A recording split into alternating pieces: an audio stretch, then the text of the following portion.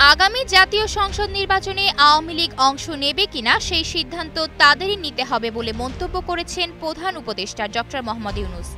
সম্প্রতি বিবিসিকে দেওয়া এক সাক্ষাৎকারে তিনি এই কথা বলেন।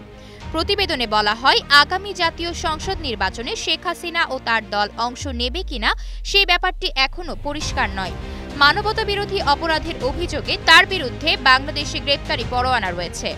এ ব্যাপারে সাক্ষাৎকারে অধ্যাপক ইউনূস বলেন, আওয়ামী লীগ নির্বাচন করতে চায় কিনা সেই সিদ্ধান্ত তাদেরই নিতে হবে।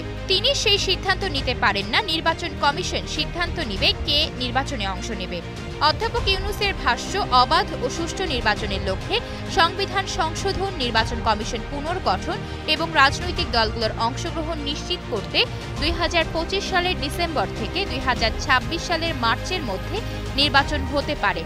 তিনি বলেন, যদি আমাদের প্রত্যাশা অনুযায়ী সংস্কারগুলো দ্রুত করা যায় তবে ডিসেম্বরে নির্বাচন অনুষ্ঠিত হবে।